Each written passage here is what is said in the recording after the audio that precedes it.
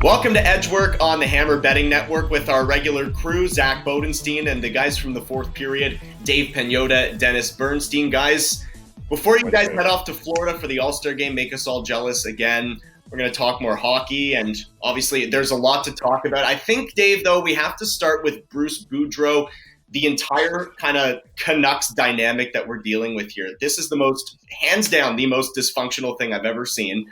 When it comes from a managerial standpoint, the players were obviously taken hard by this. There's a lot going on here. So before we actually get into the team, let's talk about off the ice, because this can't be an easy situation for Bruce, the players, the fans, a total mess out there in Vancouver right now. Well, it's our fault because we speculated. Right. Nothing to do with the people in the Canucks organization leaking crap all over the place to us and us doing our jobs. This is our fault. This could have been handled. I mean, everybody knows it. This could have been handled and should have been handled differently. Once things really start to get out, about 4 weeks prior. I mean, we knew that Alvin and Aquilini flew to Vegas to meet with Rick Tocchet when it happened. We found out the day after, and we didn't report it. But I mean, people found out too, and then eventually they reported that. So, this could have been when word started to get out.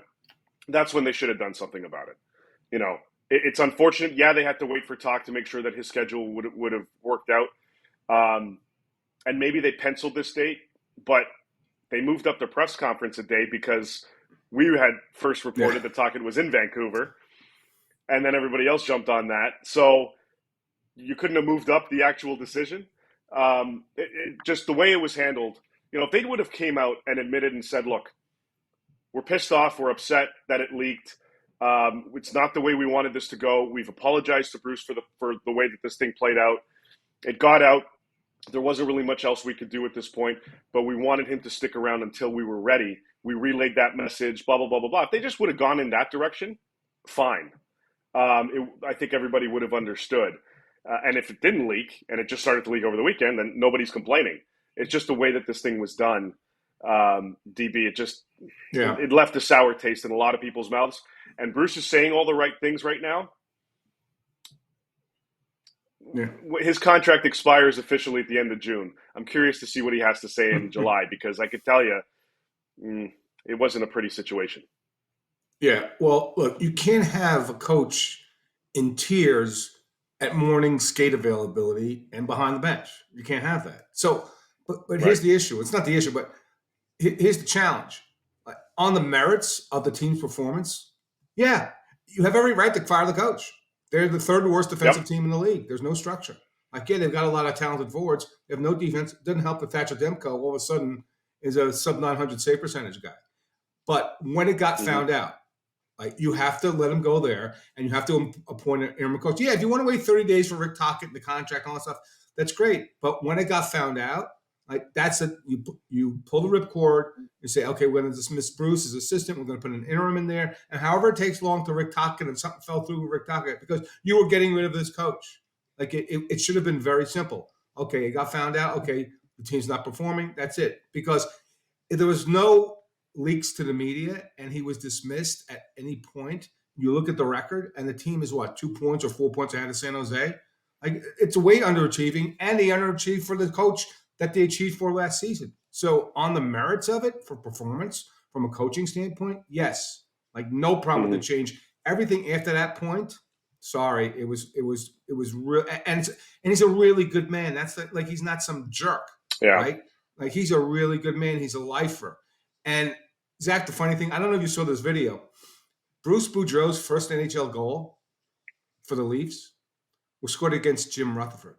So maybe he really does hold a grudge. Yeah. It's a hell of a grudge. Yeah, that goes back a long way. I agree with what you guys are saying, because it brings up a good point. The actual coaching change itself, I think there's merit behind that. It makes sense. but kind of the way that it all materialized, him knowing it's his last game and the fans, and it was obviously a cool spectacle in terms of the support that he got, but for him to actually have to go through that and his family, there's a whole human element of this that I think a lot of people are disregarding. It's good that Bruce is getting the recognition from that standpoint that he is. And he's just like he's, as soon as this, well, even before it got out, or the change was official, like he's already got offers. Sportsnet offers him a contract to jump on with them. TSN's offered him a contract to join their trade deadline coverage. NHL Network, who he's been on when he was NHL Network before. Yeah, when he was on, like we were on together. Like they've reached out and said, if you want to come back, we'd love to have you. He's going to be back on Sirius XM NHL Network Radio, as well, once a week. I think he did one piece this week. I don't know if he started. Anyway, like he's got offers. Like he's a hot commodity kind of guy, and you've got to imagine that other teams are going to look at him in the offseason as well if they are making coaching changes, to look at him as well. Again, echoing what DB said, based on the way the Canucks have played, you could justify that this was the right move for them in terms of where they are, having to change the philosophy of this team and the way that they play. So to let him go, that's not the issue. The issue is the way this was done. And just for the record, I know there are some reports, and Vancouver people love to crap all over the owner all the time, Francesco Aquilini. Yes. They love to poop all over this guy. And sometimes some things, okay, maybe they're a little, justified. In this case, there are reports that he pulled the strings on everything, every single situation here with regards to the coaching staff. And I know people are really behind that. I know for full fact he did not. The source can't get any better than my source on this one. And I've got two of them that kind of back this one as well. I know people are saying they got good sources too, and I'm not discrediting them. As far as I know, no. Did he have a say? Obviously, he's the owner. He's got to pay these guys. He's the owner of the team. He's involved in in the decision process. Did he pull all the strings? No. So I just want to kind of make that clear. And this wasn't told to me. This is done I just want to clarify the situation. But like this is move one of X in Vancouver.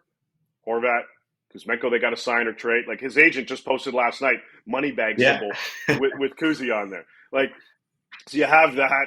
Luke Schen's probably going to get dealt. They're figuring out Brock Besser, Connor Garland, et cetera, et cetera. Like this is an avalanche of stuff that's going to happen in Vancouver. This was just the first step.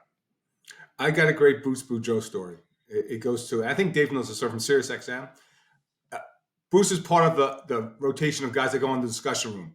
Me, Steve Coolius, and Bruce. And this is before Bruce got the job in Vancouver last season. So we're talking about interim coaches and how successful they are. And I'd say, sometimes teams say, look at what happened with the Wild and Dean Everson.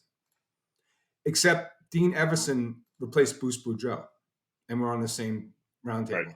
And Bruce goes, I don't really agree with that one particular point, but we can go on. And I was like, and it was radio, but I was turning bright red. I texted Bruce, I'm like, I'm so sorry, man. I didn't mean to jam you up like that.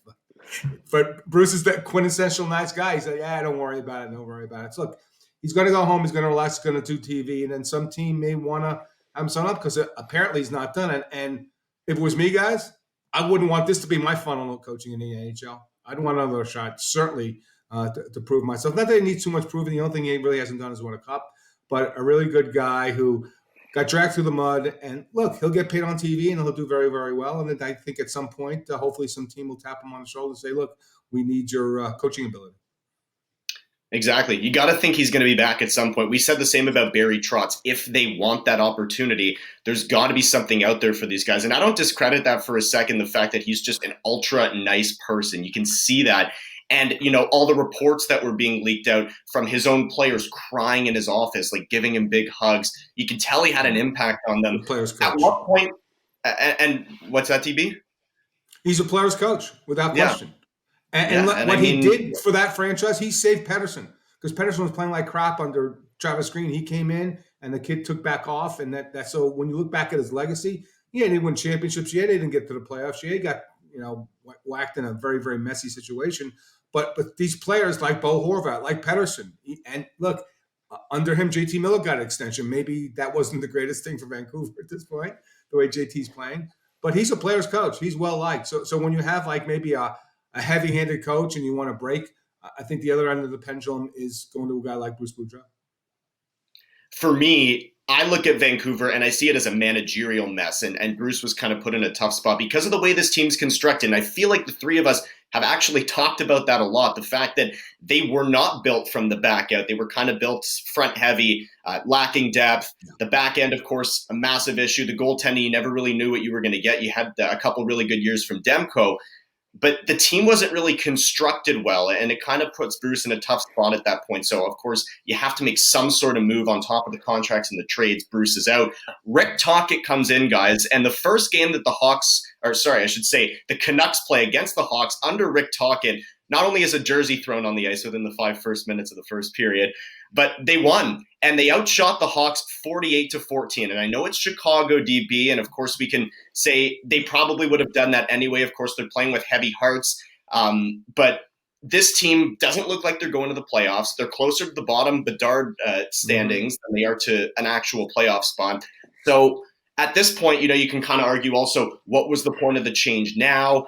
His contract expires at the end of the year. There are a lot of ways you can go about it. Now, in terms of them on the ice, DB, what are you expecting to see from Vancouver going forward? Is this going to be a turn of the tide? They have a lot of questions surrounding them at the trade deadline right now. So what's your overall look at Vancouver as we head towards March? Well, I know that the premise is that Rick Tocchet's going to bring in structure, and assuming he will from his days in Arizona, but didn't have the greatest relationship with OEL when he left, so that's got to be mended. That fence got to be mended. And given the schedule and the lack of practice time, it's I won't say it's impossible. It's so difficult to install a new system at game 50. Like it's almost impossible. You're buying Rick Tocchet for next season, right? For training camp, for system, because there's limited practice time. I don't know how you could do it. You could do some video work, but I just don't see that happening. So he's almost like a caretaker for the season. They're not making the playoffs, as you mentioned. And we'll see about structure. So if he could put structure in a game, it's one thing to put in structure. It's one thing to execute. So you look at that blue line, Dave, and you're saying, okay, well, OEL's been a healthy scratch. Tyler Myers, nobody wants that contract. They're not the same. Look, once they let Chris Tanev go, that's been a major, major thing because that was the guy that Quinn Hughes leaned on. And so unless they're going to be better defensively in the net, they're still going to be entertaining. And they're going to lose games because they're going to give up a lot of goals. And that's the whole point of Rick Tocchet here, I guess. But Rick Tockett's a sub-500 coach. Like, if you compare his record to Bruce Boudreau's, it's not close. Now, granted, I know what they want with respect to structure, and I get it. But, Arizona. I mean, that's how I look at Tocchet coming in. Yeah, he's a sub-500 coach. But, I mean, 4 years in Anaheim, Scotty Bowman would be a sub-500 coach. Arizona, yeah. Or, excuse me, Arizona, yeah. Like Scotty Bowman in his prime would have probably been a sub 500. There just wasn't any talent there. Look, with this, and backing up what you're saying there, DB, I think the other element to Tocchet coming in now is who are your guys that are sticking around? Elias Pettersson, Quinn Hughes, barring some gigantuan offer, JT Miller, because they gave him the contract and he's sticking around, and he actually back-checked last night, so good job, number 9. And then what else do you have? Like, if Kuzmenko sticks around, like your main guys going into next season on, like, you need them to get acclimated to his system, because not only are the other players going to follow the system of Tocchet, but they're going to follow the lead of the leaders of this team. So you kind of get a head start there. They know they're not making the playoffs. They know they're going to be dismantling this roster. Rutherford and Alvin have admitted that, and it just hasn't happened yet because they overplayed their hand a little bit. So there are going to be additional changes. Yeah, they have to figure out their defensive core. Goaltending, I mean, look, this season Demko's been hurt, and he's been out longer. It was supposed to be 6 weeks. Now it's approaching 10, 11 weeks by the time he actually comes back, and that might just be practice. By the way, side note, sidebar, if you hear his name in trade speculation in the summer, remember, I told you not to be surprised. First. That being said, they have to modify and augment this roster quite significantly. So, well, here's the we'll challenge, see here, though, but about Rutherford. Yeah, when Rutherford says major surgery, it's not the guys at the time. I'll tell you what the challenge is. It's Tyler Myers at $6 million. It's Yep. Connor Garland at almost 5. Oh. It's Mikheyev at OEL. 4.7. Yeah, OEL. Like so he's talking about major surgery, but like it's when you pay like middle 6 guys almost $5 million. I don't know how you do it. Like you can't retain that much because there's a salary cap. So the major surgery that he proposes, if he does that, like I'll sign him up to my heart surgery back, when I need one, because that it's a major challenge given the type of players, the term, and the price on these players. It's not going to be that easy. I will just add, other than Mikheyev, those contracts were grandfathered in for both Rutherford and Alvin. But again, they overplayed. They thought they would be able to make some moves and get rid of these guys. Nobody wants them at those price tags. And OEL's got a full no move. They've asked him like 94 times to waive it. He said no each time. And then I think it got progressively more aggressive. He waived to go there. Why would he waive to leave? Yeah. I'm I know. I'm making my $8 million. I'm good. Living by the water. Yeah. So, I mean, giving Mikheyev $4.5 million, I guess it kind of made sense if they believed truly that they were going to be a wild card playoff contender, but they're not. So, whatever. But I thought that was a decent enough contract. It's just based on how they're playing this season, it doesn't work. Dave, this is a betting show after all. Last thing on the Canucks. How do you think this affects player props? Because historically, Tocchet is more defensive, and you mentioned JT Miller back checking. Does this hurt players' chances of getting shots, getting on the board overall? Because they did make some line changes as well. Well, if the game against Chicago is any indication, no, because they had 48 frickin' shots. Now, granted, it was against Chicago, but to DB's point earlier, like they're top heavy, so they've got offense. They've got guys up front. So if you're leaning towards shot props, or you're leaning towards Horvat continuing to score, he got the empty netter, so that helps. But Besser getting on the board, Petey continuing to put up the numbers. They're going to still do that. They're just going to give up a crap ton of goals too. So maybe play the over in a lot of their games. Yeah. But in terms of player props, like they're still going to do that. Yeah, pretty much. So they're still going to do that. They're still going to provide offense, but they're going to give up a lot of goals too. So you got to take that into account when you're throwing down on this team. Okay, so from a betting perspective, like that team, it was very emotional last night with all that happened. They had the right opponent. There's no way they're winning tonight. They're not being, because it was so emotional. Now they're on a back-to-back playing a better team. Yeah, there's no way. Like they emptied the tank last night, Zach. I don't think there's anything much left, at least emotionally. Yeah. I don't see how it happens with all that went down. It was a huge exhale. They got 2 points out of it. Now, like, oh, okay, now we're still the same team that gives up a lot of goals and loses games. Yeah, that's it. Like for this kind of game, like this is the game that you go the player prop route with maybe your shot totals and maybe like Elias Pettersson putting up a point tonight against Seattle, but you're hammering the crap out of the Kraken. Oh yeah. Yeah, you guys saw my picks before. I took the Kraken on the blue line. I think I think it's theirs tonight. Now maybe puck line even. Exactly. I mean, we're that confident in Seattle for this Wednesday. Now, let's also talk about another team, because we're such pessimists today. Let's talk about another team that's not doing very well. The Minnesota Wild, Dave. It's just weeks ago we were talking about Kirill Kaprizov for the Hart. They had 2 solid goaltenders. Everything was kind of clicking. Not the case right now. They lose again to Tampa, which is fine. It's Tampa. But this team's in a tailspin right now, and they're on the outside looking in as we speak. Lost 3 in a row. They've won 4 of their last 10.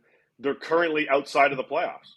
Like, they're not just outside of the Central. They're outside of a wild card spot.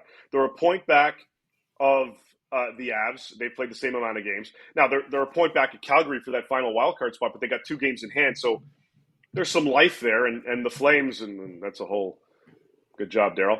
But this is a team in Mini that is starting to fluctuate a little bit. And this is the worry for this team. And this is one of the reasons why Billy Guerin, their GM, doesn't want to go all in with this group, because they're still trying to figure out exactly where they are. They got to figure out the cap situation. It's like 90% chance that this is, and that might even be too much or too little, excuse me, of this being Dumba's last season in Minnesota.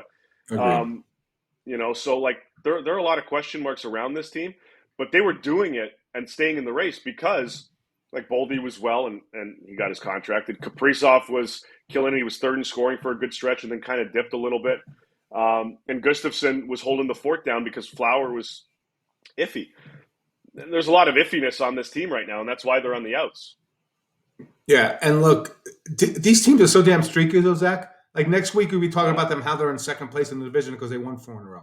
Now, Ryan Hartman not producing this season was huge, right? Because Fiala leaves. Boldy's doing better things, and he got that contract. Fiala leaves. Hartman doesn't produce. Greenway's not the same player. Like, they're so damn streaky. I can't figure this team out. Because I will tell you, if they do win 4 in a row behind this, I wouldn't be shocked.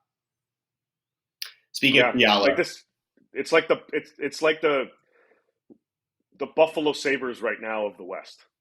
Like, you think they're out, and then all of a sudden they go on a streak, and then they lose a bunch. The Sabres are the biggest tease in the NHL. They are the biggest tease. Huge. This one you think they're going to take off, they'll lose 4 in a row. No question. They're fun to watch, though. I'll play overs on the Sabres all day. So. Oh, yeah. Oh, Sage Thompson, the goal last night was incredible and tight, that move. Come on. They're a plus 20 goal differential right now. Like, and UPL's doing and been doing well, too. So that's all right. They'll lose 4 in a row, just when everybody thinks they're right there. Yeah. I'm still sticking with it. I can tell you guys, UPL was undoubtedly the best goalie in the OHL over his course of the few years there. And every coach, every time he came in, they were like, oh, God, UPL. And I would talk to Corey Stillman, who at the time coached the Sudbury Wolves, and he said, we play a totally different style when he's back there because we'll give up our 2-on-1s and our breakaways. We know he's going to stop them. So it's cool to see him translate. So that's the Minnesota Wild. Guys, the New York Islanders, DB, 1 win in their last 10. I think they've scored, only more than 2 goals twice, only twice in their last 13 games. So they're not scoring. Dave saw them earlier in the week in Toronto. Dave wants to step in here. Please, Dave. Yeah, they don't have the pieces. It's not there. Dave's chomping at the bit like a racehorse. He's like, let me talk about the Islanders. This freaking team. And I got friends on this team, so it hurts me when I got to talk about them like this. But this is a group that I saw on Monday against Toronto. First period was great. They were pressing. And then the next 2 periods, it's not that they took their foot off the gas, DB. It's like they just didn't have enough sustainable pressure. They couldn't keep it going. And then Toronto eventually pounded. Like, Toronto was crap in that first period. Like, they weren't that good. Yeah, they got a late goal, but they weren't that great. And I was sitting there halfway through the first going, another boring crap home Toronto game that I got to watch. And then they woke up after the second, or once at least the second one team going. did. So I was thankful for that. Yeah, but the Islanders were good, and then they just kind of backed off. And again, not because they did it on purpose, but they just don't have enough offensive potency to stay in games like the Toronto game or like when they're playing those top opponents. That's why they've averaged 2 goals a game since 2023 started. And the 2 games that they won were against Vancouver and Montreal. Yeah. Okay, so I'll use another car analogy. I just got a Mercedes, okay? And it's not that the Islanders don't have gas in the tank. It's like right before I left the dealership, they go, oh, you need 93 octane, not 89 octane. Like, okay, so the bill for the car just went up. So that's the Islanders. They're running on 89 octane. So and they need 91 or 93 octane because there's not enough offense. I love this team 3 weeks ago. Before this skid, I said, they're not going to play us. They're going to be in the top 8. They can't score a goal. They lost at home, looked bad against Minnesota. They lost at home to Carolina, scored 1 goal. Like, this team doesn't score goals. So it's okay, Lou, that you were conservative and didn't really do anything in the offseason, but now the tax bill came in, and it's a pretty big tax bill. You know what the tax bill is? You're not making the playoffs, and if you don't, you're probably not going to be the GM anymore. So that's a challenge with this team. Offensively, they just don't score enough. Lou didn't address it. So when you hear about Timo Meier or another score for this team, the team's crying for it. But again, do you want to leverage the future on this team? Because what's Timo Meier going to get you? 1 round? Get you in? Maybe win a round?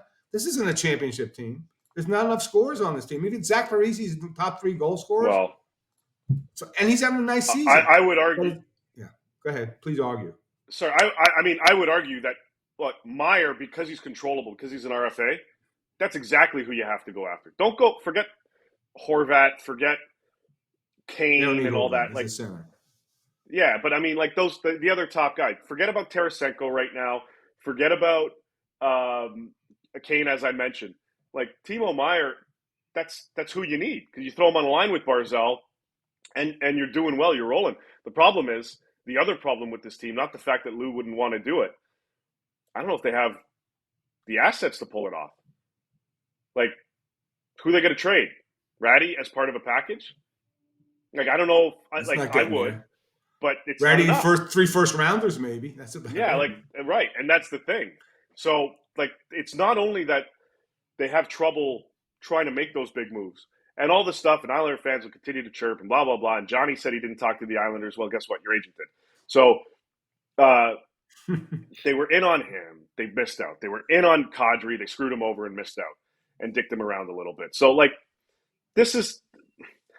You don't have the asset pool to make moves from like the cupboard. Like you can't just pull a few pieces out and go, we've got these, we can make this trade happen. So it's going to be tricky. Do they go to Brock Besser in Vancouver?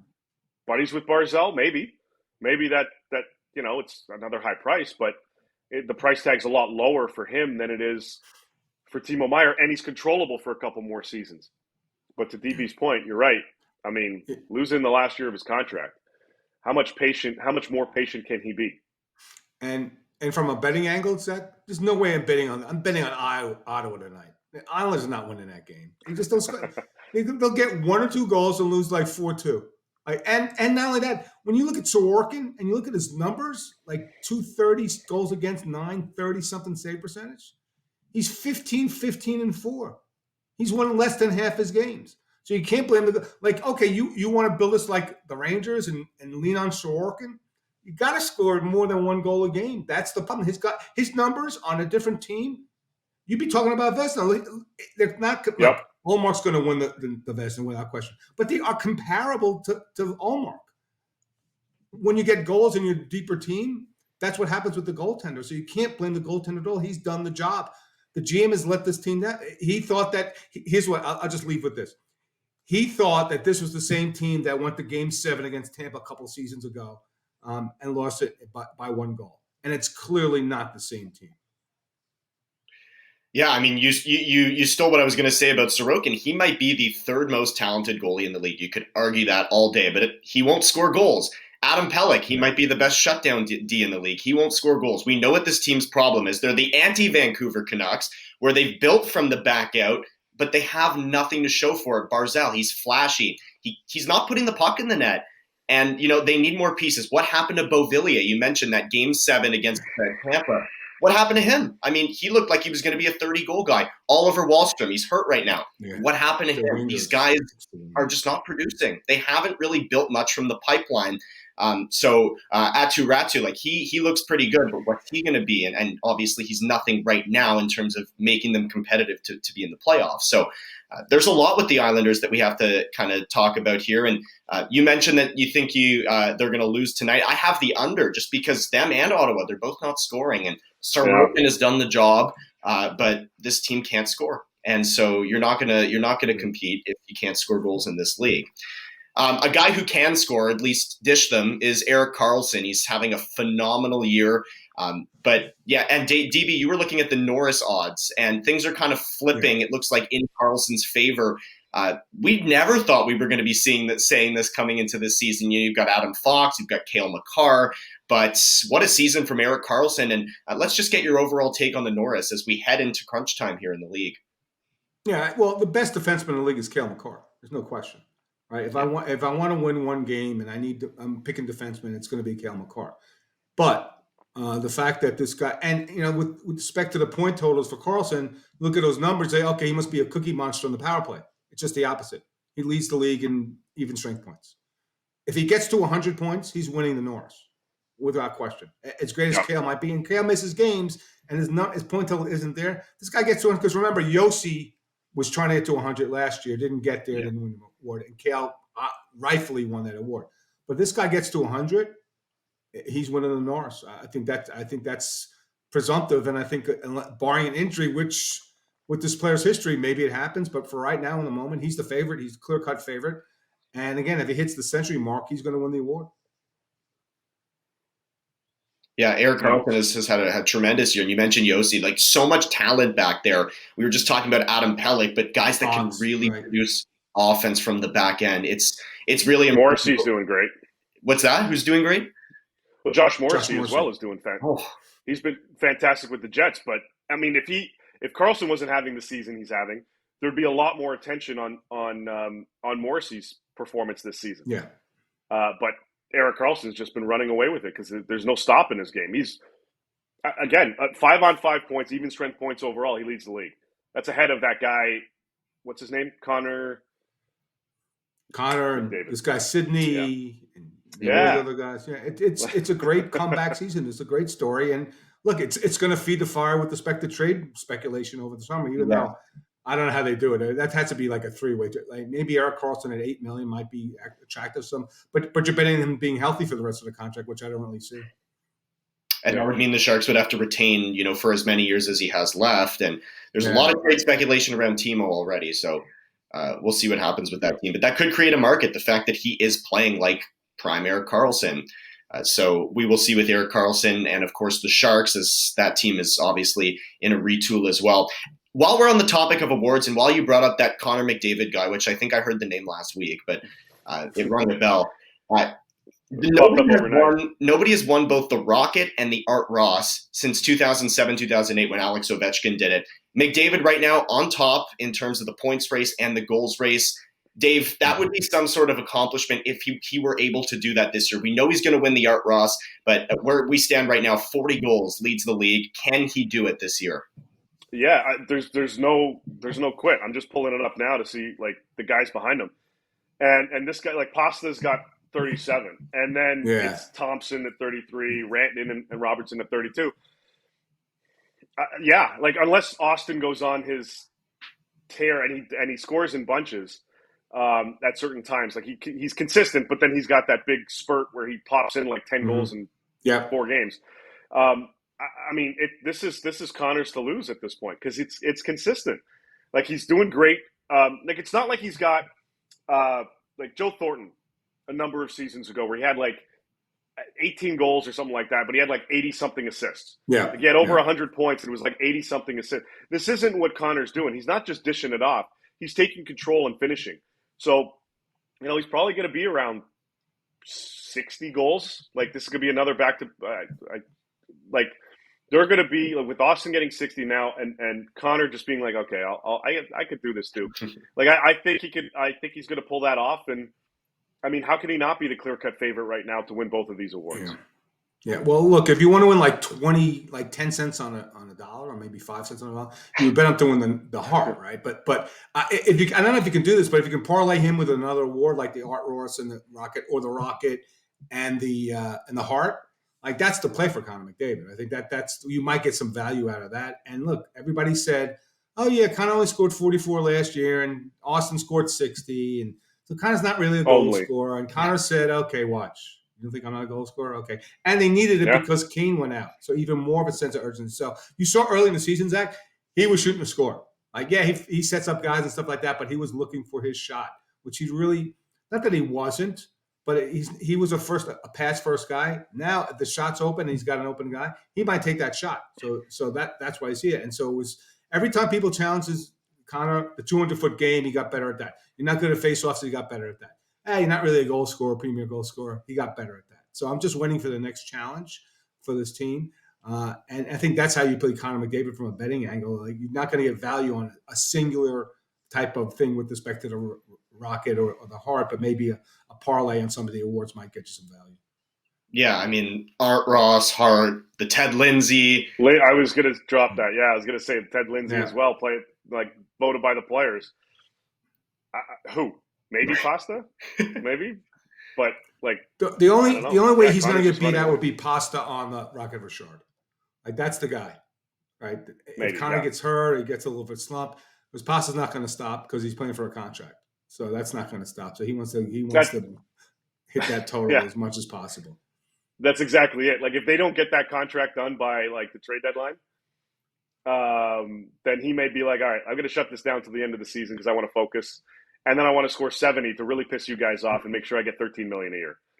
Right. Exactly. I don't see why you wouldn't get 13 at this point. Yeah. I mean, he's been unbelievable, and again, scoring in bunches. He's been consistent, kind of the Austin Matthews route. He had, I think, one yesterday with 2 apples or something like that. He's just continuing to produce. And what's been awesome for Boston is they don't even have to put the perfection line together. They've moved him down, and when they get to Bruce, that is a hell of a top 6. That check line is phenomenal, and it's got Bruins fans just raving right now because they've brought former 6th overall pick David. Oh my God, they're all Davids. I am. Yeah, exactly. Too many. They've got Pavel Zacha back to life now. He looks like a good player. So it's just all clicking for Boston. And of course, Pasta's the catalyst behind that. We mentioned Brad and Patrice Bergeron too. So there are quite a bit of things going on. This team is so freaking good that they've got a guy that won the MVP a few years ago that nobody talks about in Taylor Hall. Yeah. Like, and he doesn't need to be playing at a point-of-game pace because of how crazy this team is. Yeah, I think the narrative right now, guys, is like, which team can beat the Bruins? I think that's. I think you're saying, okay, who can beat this team? And maybe it's Carolina. I don't think it's Toronto. And so that the game on Thursday in Tampa, that's a measuring stick for Tampa, believe it or not. Tampa's playing really well now. Vasilevsky's back on track. I'm really intrigued to see that game, Boston going into Tampa on Thursday, because I think that's going to be – there aren't meaningful games for Boston anymore. Maybe this one is, but they never lose. So how is any game more meaningful than the other? For Tampa, they're on a roll. I want to see that game. I want to see that it's that meaningful to that team to say, okay, we're probably going to see you down the road, okay? So we're going to leave you a calling card right now. And they've lost the first 2 games of the series this season against Boston. So they're going home. They don't want to lose a third straight, even though they're the former champs. They don't really care about that stuff. I'm really interested to see how that game goes on Thursday in Tampa. Yeah. As good as Allmark's been, Jeremy Swayman looks like he's back to 2022 Jeremy Swayman, which is huge for this team. Now they can kind of ride them both towards the playoffs, eventually lean on one, or they don't even have to. Everything is clicking right now for the Bruins, and they're going to be getting DeBrusk back probably in the next couple of weeks. So maybe the summer talk is Swayman, if Allmark can keep this going and they believe in him, Swayman, maybe even before the deadline, Vancouver, Horvat extension. Ooh. Demko somewhere else. Damn. Maybe. Okay. Maybe. That would be spicy. Let's see that happen. I mean, that's mutually beneficial. We're talking about teams addressing needs here. One team that's looking towards another year, and then one team that has aspirations this year. So I love that. Timo Meier, I'm dangling the crap out of the Swayman carrot to teams that need goaltending. Totally. Just saying. And he's a young kid too. I mean, this is a guy that could be a stud for years in your net. So why not? Why not, if you're a GM, go after Jeremy Swayman? 24 controllable RFA. Let's go. Yeah, that's a hell of an asset. When you're talking about the quality of the player, the age, and the control.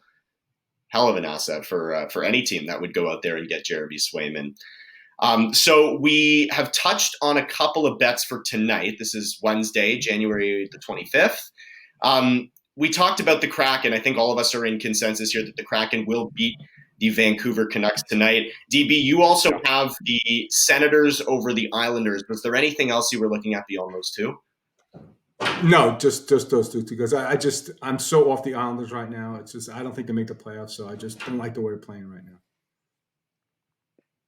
And Dave, were you looking at anything for tonight either?